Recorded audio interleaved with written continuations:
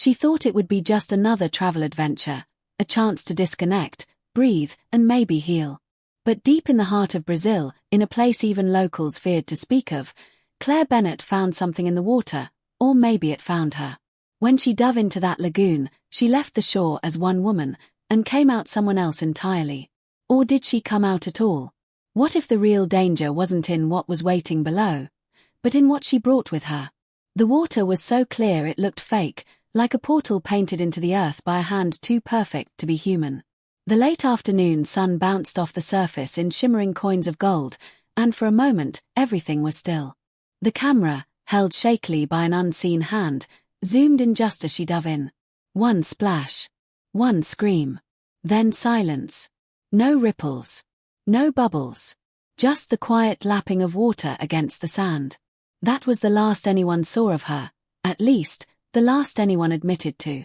It wasn't until weeks later that the footage surfaced online, and with it, the mystery that would grip the world and ignite the conspiracy theories. Who was the woman? What pulled her under? Why did the fisherman who shared the clip refuse to speak to reporters, and then vanish himself 3 days later? To understand what happened, you'd have to rewind to 6 days earlier, when Claire Bennett first stepped off a dusty bus in the quiet town of Barreirinhas. She didn't look like someone on vacation. Her face was pale beneath oversized sunglasses, and her jeans stuck to her legs with the kind of heat that no seasoned traveler would tolerate. She carried a single battered suitcase and a camera bag, both of which bore more dust than the road itself. She didn't greet anyone. Didn't smile.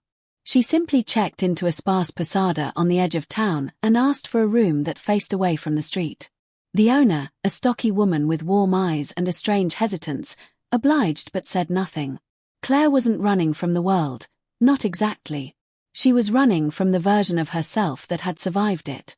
Her blog, once a beacon of glossy optimism and adventure, had gone dormant for over a year after her brother's overdose. She hadn't told her followers. Hadn't written a eulogy post. Just stopped.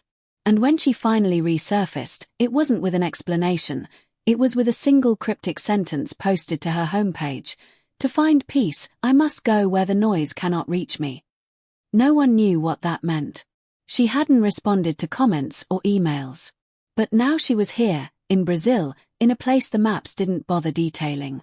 It was on her second day that she met Marco, the fisherman.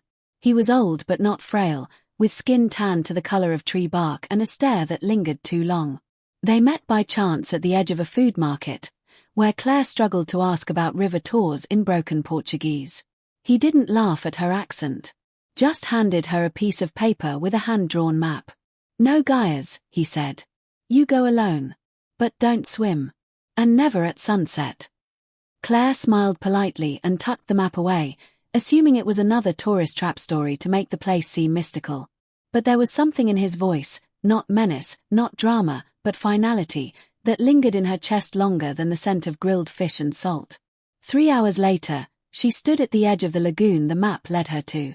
It wasn't on Google. It wasn't marked with signs. But it was beautiful, heartbreakingly so. Smooth white sand, a pool of impossibly turquoise water, and not a soul in sight. Just her, the birds, and the sound of her own breath. She hesitated only briefly before stripping down to her one-piece suit and setting up her camera on a tripod. The blog might have been silent, but she still filmed. Always. She waded into the water, cold and clear, until it swallowed her waist. Then she dove forward. The camera recorded it all, her swim, her smile, her slow circle as she floated and looked up at the sky. Until suddenly, her body jolted. Her smile vanished. She whipped around, trying to find what brushed her ankle. Nothing was there. She looked again. Still nothing. But she didn't leave. She stayed longer than planned, drying off in the sun and watching her footage back. The strange thing was, the footage showed something hers didn't feel, a shadow, just beneath the surface, moving counter to her strokes. A trick of the light, she reasoned. A fish. Maybe her own reflection distorted by the ripples. She packed her things and hiked back, the jungle thick with heat and the beginnings of dusk. What she didn't notice, as the camera cut off, was the wet footprint that followed hers on the sand, one that didn't match her shoe size. One that disappeared as if swallowed by the air. Claire returned to town in a daze, neither frightened nor thrilled. Just aware. Something had shifted, though she couldn't name it. That night she dreamt of water pressing down on her lungs, of a voice whispering in a language she didn't recognize but somehow understood. "You came back." Why? Claire hadn't always been the kind of woman who disappeared into the jungles of foreign countries. Once, not long ago, she had been the face of digital wanderlust, a smiling, sun-kissed woman with a silver drone in her backpack and a loyal audience of nearly 1 million who eagerly devoured her stories of freedom, culture, and the curated magic of a life lived beyond borders. But that version of Claire had died long before she ever touched Brazilian soil. It had started with the call. Her younger brother Alex had been found in a motel room with nothing but a broken syringe and a note that simply said, "Tell Claire I'm sorry." No amount of grief counseling or yoga retreats could prepare her for the guilt that followed, the whispers she couldn't silence, that she had left him behind, that while she was sipping espresso in Rome and photographing blue temples in Morocco, he had been slipping further into the abyss alone. The pressure to maintain the illusion of a perfect life became unbearable. She ghosted her agent, stopped replying to sponsorships, and slowly watched her online persona crumble under the weight of silence.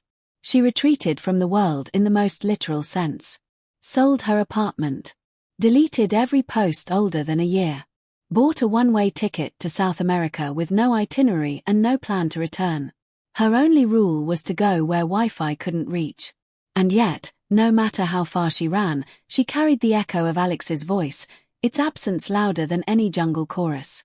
In Brazil, she found herself drawn to the wilderness, to the spaces between towns where the roads gave way to dirt and the air smelled of wild things. She told herself it was to reconnect with nature, but deep down, it was penance. In the silence of the trees, she thought she might be able to hear him again. She hoped the land might absolve her in a way that therapy never could. Her days became a quiet ritual of observation, sketching bird wings, recording insect sounds, documenting tribal myths told in fragments by shopkeepers and boatmen who still half believed in ancient warnings. She was no longer chasing content. She was chasing something raw and unknowable. The woman she became in Barreirinhas was not one who sought thrills. She was watchful, cautious, moved like prey. But when she found the hidden lagoon, something shifted. It wasn't just the beauty of the place, it was the feeling that it saw her, that it had been waiting. She hadn't felt truly noticed in so long that the sensation itself was addictive. After that first swim, Claire began to return to the lagoon daily, even when her instinct screamed against it. She didn't film. She didn't speak. She would strip down, wade into the water, and float, letting it cradle her like a child returning to the womb. Each time she came back, the jungle seemed quieter. The birds paused mid-call. The wind held its breath. She felt the temperature drop just before she stepped in, as if the water responded to her presence. But the more she went, the more the strange details began to surface. Once, she returned to find her camera tilted to face the trees, as if someone had adjusted it. Another time, a red thread was tied to her tripod, a thread she hadn't brought and that didn't match any of her gear. And then there were the cuts. Small at first, barely visible, like nicks from a shaving razor. But they grew deeper, more deliberate, appearing on the backs of her legs and around her ribs, as if something had been trying to pull her, not hard enough to drown, just enough to remind her it could. She dismissed them as scratches from sharp rocks, even though the lagoon had none. She tried to reason it away, to rationalize each strange occurrence. But the more she did, the louder her dreams became. In them, Alex would stand waist-deep in water, calling her name in reverse. She'd wake gasping, lungs aching as if she'd been holding her breath for hours. In town, her behavior started drawing attention. The owner of the posada knocked gently one night and offered her tea, eyes searching her face for something she wouldn't name. She asked Claire if she'd been to those waters, her tone loaded with implication. Claire lied and said no, but the woman placed a woven bracelet in her palm and told her to wear it. For protection, she said. Claire didn't ask what from. She just nodded and tied it on. But the next morning, the bracelet was gone, and in its place was a thin film of silt on her arms, as though she'd been dragged through the bottom of a lake in her sleep. She stopped eating as much. Her appetite dulled. Her eyes grew darker, wider, the pupils almost wolf-like in the way they stayed dilated long past dusk. One afternoon, she visited the town library, a modest one-room space of humidity-warped books and faded newspaper clippings. There she found an article from 12 years ago, yellowed and curled, about a tourist named Camille Jensen who had drowned in an unlisted lagoon just outside Barreirinhas. The body was never recovered. The article included a photo, blurry, black and white, but the face was unmistakably similar to her own. Claire stared at it for hours, trying to find differences. The shape of the jaw, the slope of the nose. It couldn't be her. And yet, it could. The librarian, a gaunt man who smelled of old tobacco, watched her from his desk and finally said, "Some waters don't drown the body. They drown the self." That night, Claire didn't sleep. She listened to the wind through the shuttered window, to the whispers that seemed to rise not from outside, but from the drain in the bathroom sink. She poured herself a glass of water and stared into it, waiting for movement. She began to write again, not for her blog, but for herself. Fragments of sentences. Dreams she couldn't understand.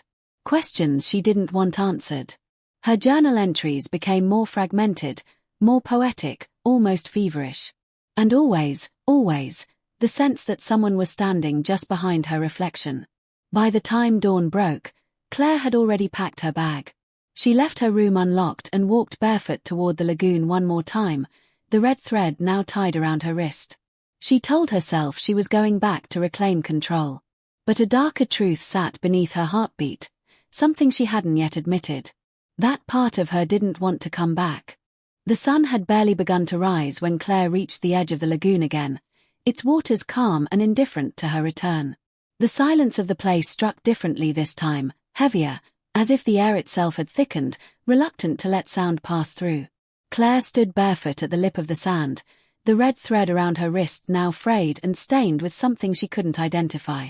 She clutched her journal under one arm, pages fluttering in the breeze like a warning she was too stubborn to heed. The water no longer looked inviting. It looked expectant. It looked hungry. Yet she stripped down to her suit without hesitation, as if the act itself was a ritual she had performed countless times before in some life she didn't remember. She set up her camera but didn't hit record. Her journal, she placed beside it, open to a page that simply read, "If I disappear, follow the silence." She stepped in slowly, each footfall sinking slightly more than the last, as if the earth were loosening beneath her.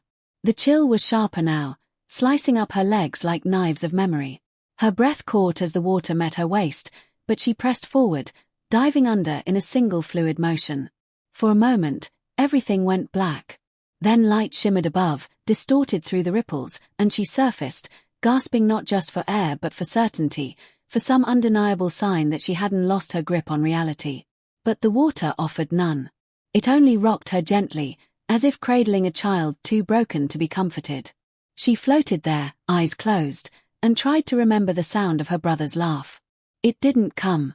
What came instead was the feeling of fingers brushing her ankle, then vanishing. That afternoon, she returned to town and made her way to a dive bar near the docks, the kind of place that only locals entered and only when they didn't want to be found. Inside, the ceiling fan spun lazily above cigarette smoke and silence.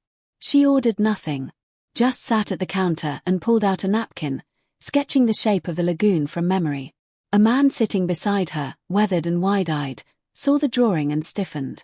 "You shouldn't be going there," he said without turning his head. Claire didn't respond. He leaned in. "They say that's where the Sombra da Agua lives. The shadow beneath the surface. It waits for women who carry grief too deep. It feeds on guilt. That place is a mouth, not a pool." She finally looked up. "What happens if it swallows you?" The man downed the rest of his drink and said, "You either come back different, or you don't come back at all." Claire left before he could say more. She walked quickly, as if distance could shake the unease nesting in her chest. But the words clung to her, stuck like thorns to her ribs. That night, she reviewed her footage again. This time, she zoomed in. Frame by frame, she examined the moment just before she surfaced, and there it was. A ripple beneath her. Not hers. Not wind. Something moving away, fast, almost resentful. She paused it, traced it with her finger, and felt a chill crawl across her skin like the ghost of breath on a mirror. She barely slept, and when she did, her dreams returned darker. In them, the lagoon whispered in her brother's voice, calling her name with a lilt that twisted into something inhuman by the last syllable. She woke up crying without understanding why. The next morning, Claire asked around again, seeking stories from older locals, the ones whose eyes had seen more than they let on. Most ignored her. Some offered half-myths, tales of women who'd gone missing decades ago. One woman, hunched with age and weighed down by 1,000 unspoken things, said the lagoon had once been a burial site for the guilt-ridden. Mothers who drowned their children, daughters who turned in their fathers, wives who walked away and never looked back. Water doesn't forget, she said. It remembers everything we try to wash away. Claire asked if the stories were true. The woman only shook her head and said, "Truth is what survives after silence." That phrase echoed in Claire's head for hours, even as she walked the perimeter of the lagoon again, this time noticing details she hadn't before. Bones of birds scattered near the edge, the faint scent of rot beneath the sweet aroma of tropical flowers, a line of rocks shaped like teeth jutting from the far end of the water. Later that day, she met a boy no older than 10 who followed her back from the lagoon trail. When she turned around to confront him, he didn't speak. Just handed her a crumpled photograph, one that showed her standing in the lagoon, taken from the trees. It was dated 2 days before she had ever visited. Her hands trembled as she stared at it, trying to process the impossible. The boy ran off before she could ask a single question. She chased him into the marketplace, but he was gone, vanished like mist. She asked every vendor if they knew the child. None of them did.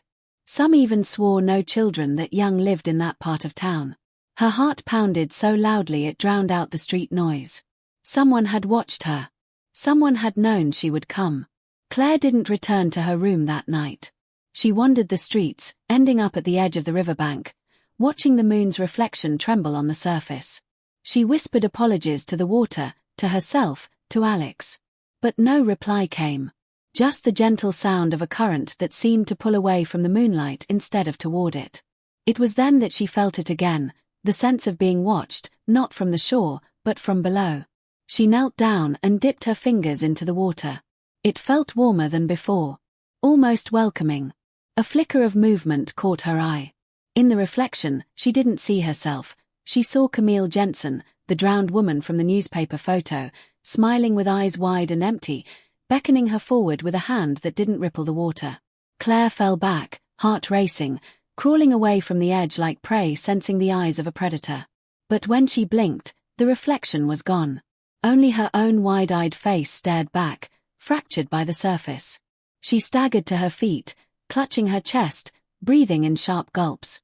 She wasn't losing her mind.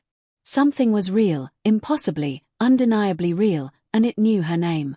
It had waited. And now it wanted something in return. The next day, the air was suffocating, the sky a bruised grey that never quite broke into rain, and Claire's mind spun with questions she no longer knew how to frame. She tried to act normal, walking through town, buying fruit from the market, smiling at strangers. But every glance felt like it carried a double meaning, every movement like a shadow waiting to become something more. The photograph the boy had given her burned in her pocket like a warning she couldn't throw away. She held it under her pillow at night and stared at it during daylight, hoping that if she memorized every tree, every ripple of water behind her silhouette, the truth would snap into focus. But nothing ever did. Her sense of self was eroding, not like a dramatic collapse but like the slow, invisible grind of water smoothing a stone. And still, the lagoon called her. Not with sound, no, it had never spoken out loud, but with a pressure in her chest, a sense of unfinished business that pulled at her ribs like the tide. Claire began to ask the locals more directly, using broken Portuguese and shaky voice recordings from her phone to document what she could. Most people changed the subject, but a few talked. Quietly. One man said his sister vanished after swimming there and came back 2 weeks later with different eyes. Same color, same shape, but they didn't blink when they should, and they didn't reflect light quite right. Another said his uncle found a necklace beside the lagoon, one that belonged to his mother, long dead. When he brought it home, the dogs howled at him for days and his mirrors cracked without reason. A girl no older than 16 whispered that sometimes the water sings, and if you hear your own name, it means your soul has already been claimed. Claire documented it all in her journal, though her handwriting had become nearly illegible, as if even the ink was starting to panic. The more she learned, the more fragmented her thoughts became. She felt as if she were unraveling, thread by thread, but without the pain. Just a strange lightness, like forgetting your own weight. One night, she walked alone to the edge of the lagoon just after sunset, drawn by a compulsion she couldn't explain. Fireflies blinked around her in erratic rhythms, forming strange, spiraling patterns she couldn't look away from. The trees stood impossibly still, and the sounds of frogs and insects had disappeared, replaced by a low hum that came not from around her but from within her. She sat at the edge of the water and waited. And then it came, the whisper. Not spoken, not heard, but known. It said her name, but not like Alex used to say it, not like her parents or lovers or friends. It was hollow, drawn out, echoing through a space that should not exist inside her mind. Claire. The way it sounded was wrong. It made her want to dig into her ears and scrape it out, yet she also wanted to lean in, to submerge her face and ask for more. She didn't remember walking back. One moment she was at the lagoon, and the next, she was in her room, soaked to the bone, mud in her hair, scratches on her arms like vines had tried to keep her. Her camera was on, recording nothing but blackness. She replayed the file, trembling, as the audio filled with static that surged in waves. Then, a whisper. Slower this time. Claire. And then, laughter. Her own. Unmistakable. But twisted, distorted, played backward. Her fingers trembled as she paused the video, feeling her mouth go dry. The laughter continued even after she paused it, echoing from somewhere inside the walls. She pressed her hands against her ears and backed into a corner, heart hammering. A neighbor knocked 5 minutes later, asking if she was okay. They'd heard something. Claire lied and said it was the TV. The neighbor stared at her for too long, then nodded and walked away without saying goodbye. The next day, Claire found herself scribbling symbols she didn't recognize into her notebook, circles within circles, lined with jagged shapes that resembled teeth. She would catch herself muttering in her sleep, speaking phrases that didn't belong to any language she knew, and yet they carried meaning, regret, hunger, betrayal, longing. She stopped uploading her footage. She stopped brushing her hair. Her skin took on a dull pallor, and her eyes, once sharp and brown, now shimmered faintly green in the mirror. She could no longer tell whether she was seeing reflections or predictions. Every dream she had now involved water, and every time she woke up, her body was colder than it should have been. But she didn't leave. Something rooted her there, not fear, not even curiosity, but inevitability. She knew this path wouldn't end with her leaving Brazil. She was moving toward something, and that something had already prepared a place for her. Then, she found it. In a locked cabinet in the library, beneath a loose floor tile she'd noticed warping from humidity, was a journal. Leather-bound, brittle, and water-damaged beyond belief. The name on the first page was Camille Jensen. Claire's heart nearly stopped.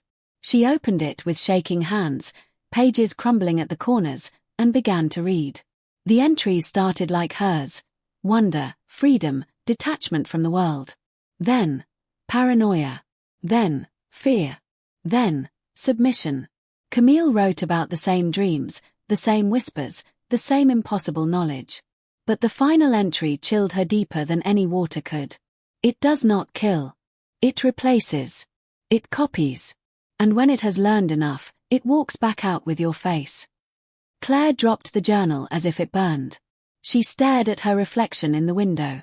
For a split second, it didn't move when she did. That night, Claire dreamt of standing in the lagoon, but this time there were others around her.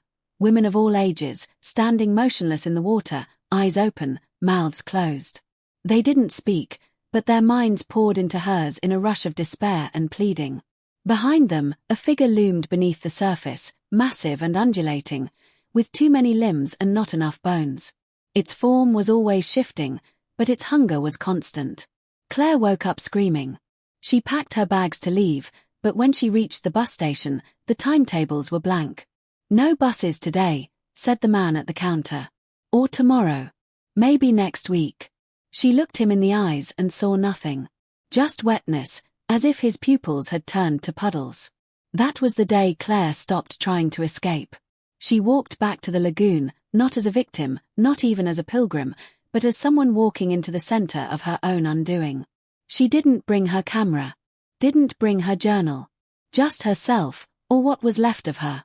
And as she stepped into the water one more time, she didn't flinch.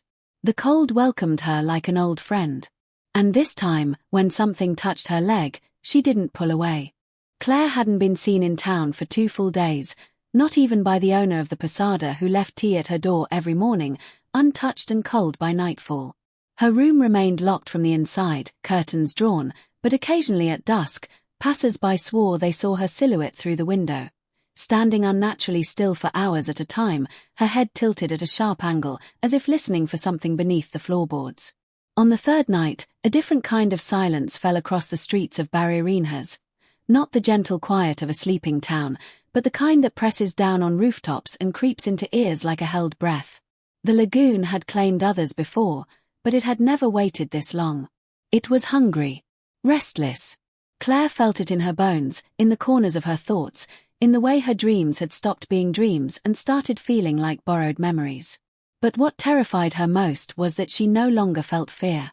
The emotion had peeled away, layer by layer, replaced with a strange calm, like the acceptance of a verdict long feared but always expected.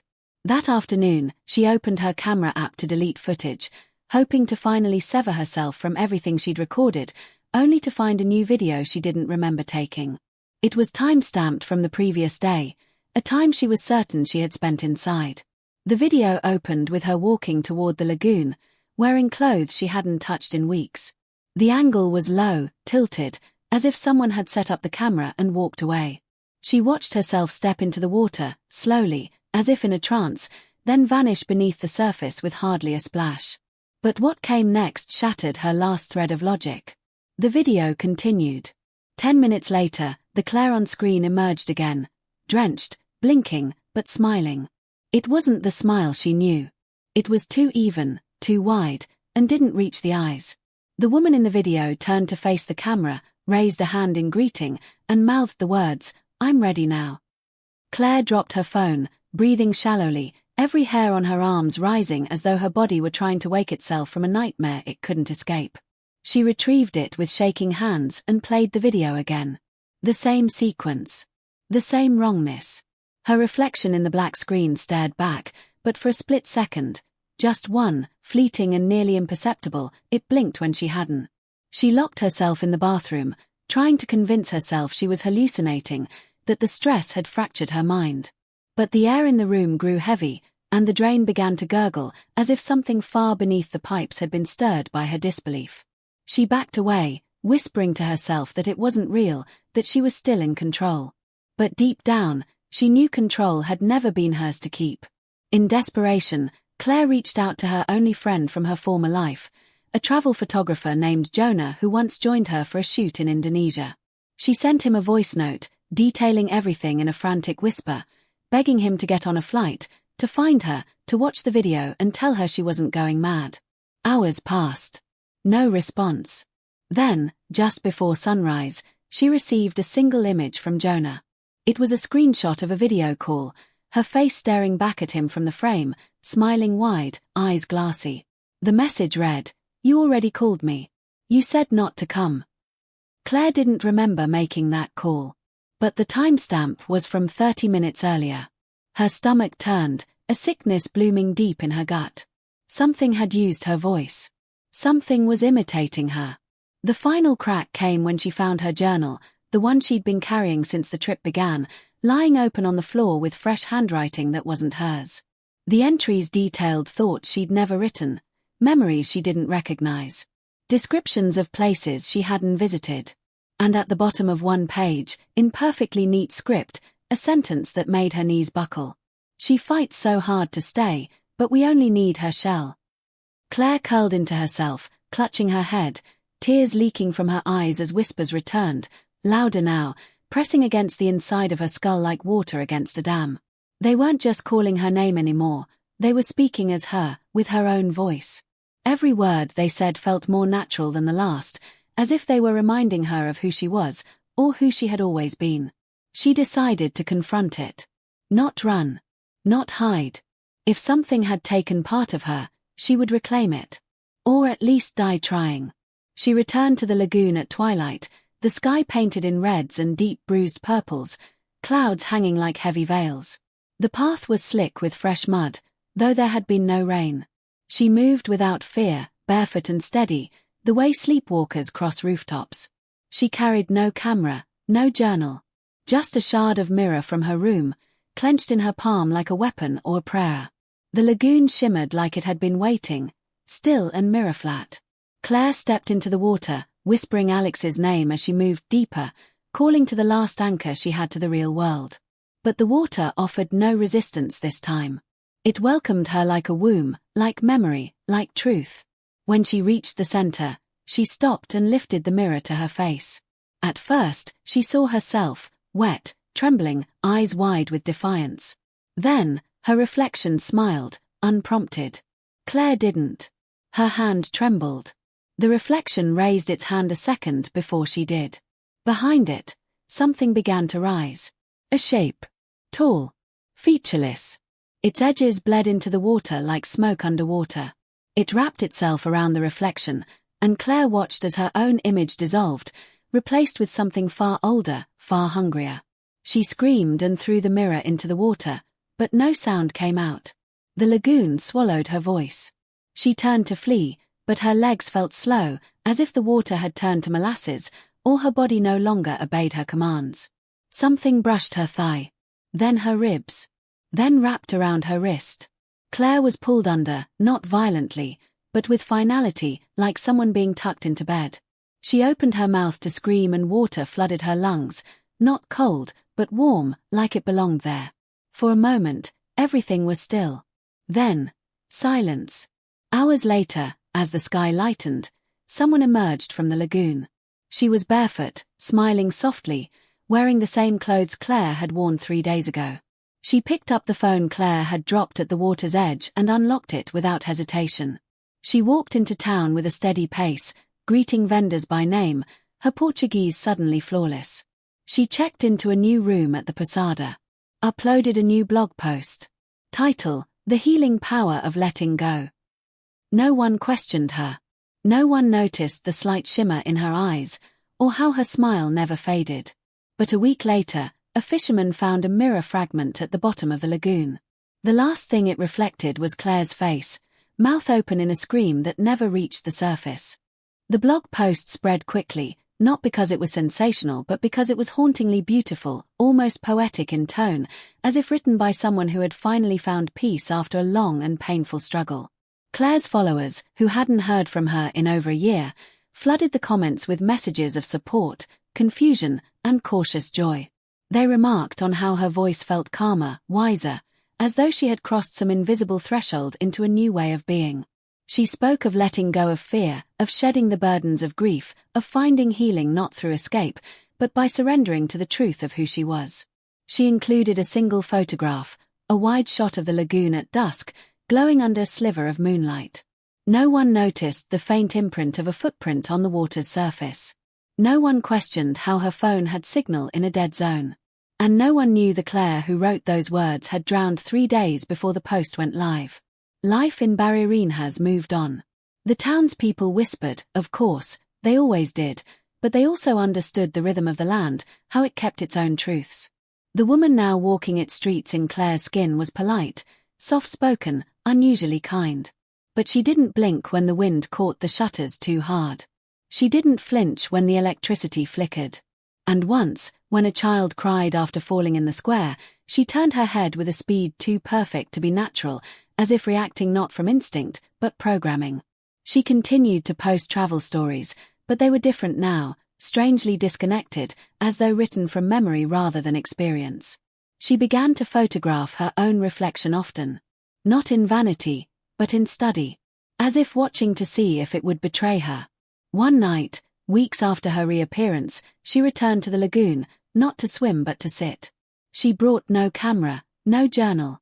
Just a single red thread, which she tied around a tree. She sat there until dawn, whispering things to the water that didn't belong to any language. The wind shifted, and something answered, not in words, but in a ripple that moved against the current. Her eyes glinted, not with light, but with memory. Behind her, unseen, the jungle leaned in just slightly closer, the trees curving as if to listen. Far away, across the ocean, Jonah received another message from Claire's account. It was short, just a link to a private video. Against his better judgment, he clicked it. The footage opened on the lagoon, static at first, then stabilizing into a crisp, almost cinematic quality. Claire appeared in frame, or what looked like her. She stood ankle-deep in water, smiling that same too-wide smile. "I understand now," she said, voice calm, melodic. "The water doesn't steal. It remembers. It learns. It carries everything we try to forget." She reached toward the camera as if to shut it off, and for the briefest moment, Jonah thought he saw someone behind her. Someone identical, submerged up to their eyes, staring silently as the surface closed over them again. The screen went black. Jonah unplugged his computer and didn't sleep for 3 nights. Elsewhere, strange things began to happen. Women who had never met Claire reported waking from dreams of drowning, gasping for air as their sheets clung to them like seaweed. A researcher in Recife found a sealed envelope on his desk containing a hand-drawn map to the lagoon, though he'd told no one he was studying the region. A tour guide claimed to see a woman standing in the center of the water on a moonless night, eyes glowing faintly, mouth moving without sound. When he blinked, she was gone, but his boat refused to start until sunrise. The local children began playing a new game, one that involved standing silently in a circle and whispering Claire until one of them fell into a trance. No one knew where the game came from. And no one dared play it after a girl failed to wake up for hours.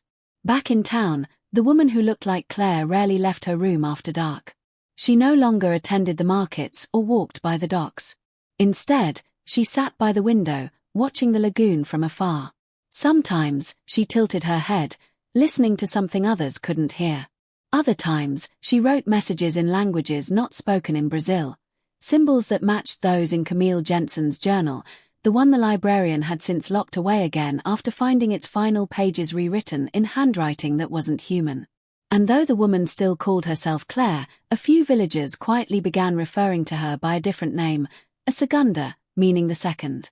Eventually, her online audience began to sense something was wrong. Her photos became darker, more abstract. Her captions no longer sounded like the girl they remembered. One post read, "The self is not a place. It is a current. Let it take you." Another simply said, "Some reflections drown." Comments poured in asking if she was okay. None were answered. Her page stopped updating altogether 2 months later. And then, one final entry appeared. No title. Just a looping video of rippling water and a caption, "She swims still." To this day, tourists still visit Barreirinhas, drawn by the mystery, the legend, the eerie beauty of the lagoon that Google still hasn't mapped. Some go looking for the woman. Some go looking for the truth. A few return. Fewer speak of what they saw. And the water, ancient and patient, waits. It does not rush. It does not chase. It simply remembers. Every face. Every footstep. Every scream swallowed by silence. It holds them, perfectly preserved beneath the still surface, waiting for the next soul who comes not to explore, but to be seen.